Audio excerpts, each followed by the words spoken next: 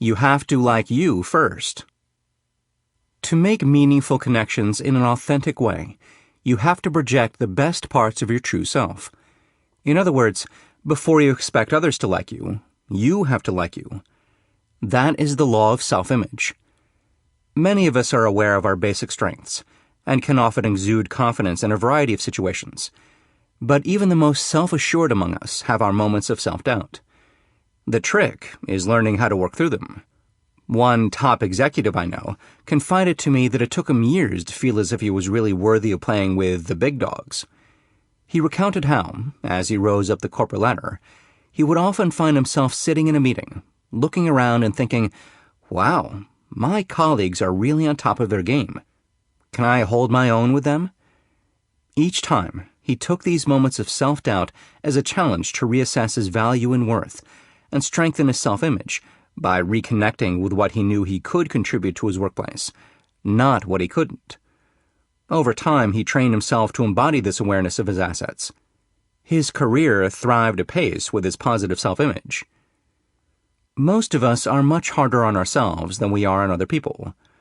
We would agree that it is not right to be mean or petty or judgmental toward other people. So why is it okay when we do that to ourselves? Perception is reality, and self-image is self-perception. When we don't follow up with potential clients because we assume that they have better offers or won't switch to another business provider, when we don't pursue a new position because we assume that there are stronger candidates, we are affirming our negative assumptions as our reality. When you find yourself having self-doubting or self-sabotaging thoughts, you need to ask yourself, do I want to be right about this? Right about not landing the client or not getting the job? If your answer is no, then you need to change your reality.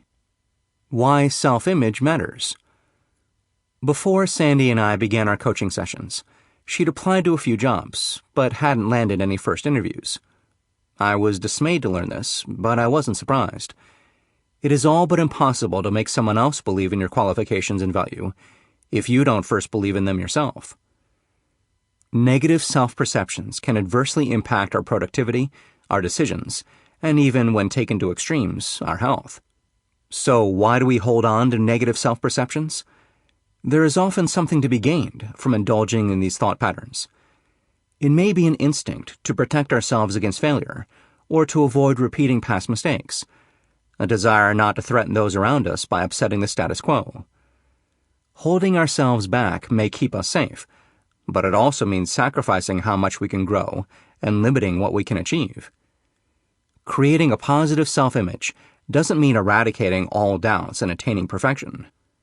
Confidence comes from managing our self-doubts and accepting the fact that we are working on bettering our imperfections, even while appreciating these imperfections as qualities that make us unique and likable. Once when I was riding the subway, there was a very full-figured 20-something woman in the same car as me, and when I glanced over at her, I was startled by her outrageous outfit. She looked like a 1970s disco queen, with a low-cut turquoise top, gold spiked heels, and big brash jewelry. My first thought was, what is she thinking? But then I looked at her face, and suddenly the outfit seemed entirely fetching. She stood there holding the rail, confident and calm, a sparkle in her eye, indicating that she knew she looked good, and she did. She was completely comfortable in her own skin, extra tummy rolls and all, and she was showing the world that she thought she was one hot mama. And as a result, she was one hot mama. What we think about ourselves is who we are. See the you that you already are.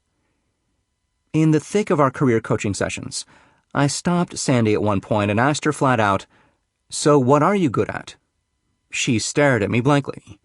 When she didn't fill the silence, the conversation continued like this. Me: "I bet that you are very responsible." Sandy, hesitating: "Well, sure. If you ask me to do something, I get it done. I meet my deadlines."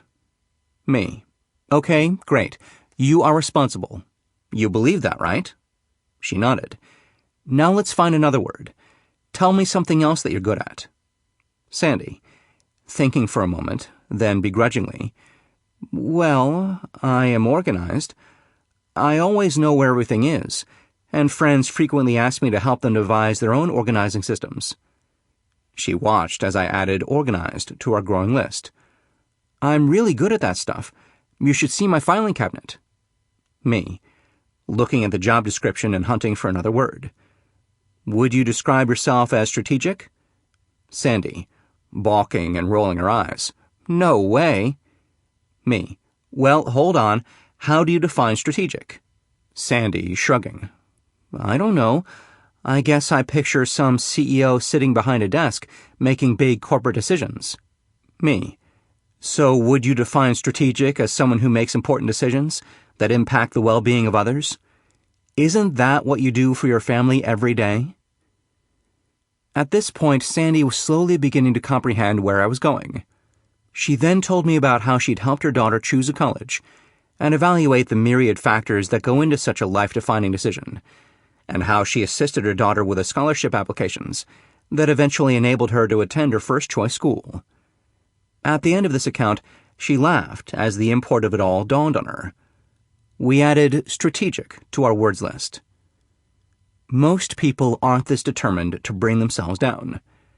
Sandy's negative self-image was on the extreme side, to be sure, but because of that, she quite dramatically displayed what happens when negative self-perceptions start turning into positive ones. As our conversation continued, Sandy came up with more and more words that she felt truly described her, and as she did so, her entire presence was transformed. She no longer sat slouched with rounded shoulders, physically minimizing herself. She grew animated as she singled out words that she could embrace as descriptions of herself. In short, she was choosing her words. Live the law. Choose your words. This activity is about identifying the best words that define you. The resulting description of your strengths will be one that is not only true, but one you can truly believe. Here are the steps. Free write. Grab a pen and a piece of paper, and for 5 minutes, write down all the positive adjectives you can think of that describe you. Then think about how you display or embody those qualities. Don't censor yourself and don't stop writing. Just keep the pen moving the whole time. If you get stuck, rewrite the words you've already jotted down. Cast the net wide. Don't just focus on your work qualities, but on all aspects of your life. Do the kids on the soccer team that you coach always come to you when they've messed up on the field because they know you'll have a supportive, encouraging word? Do your friends enlist your help with home fix-it repairs because they know you'll not only do it, but you'll explain to them how to do it without making them feel stupid? Write it all down. When the time is up, put the pen down and read what you wrote. Then read it again. Feedback.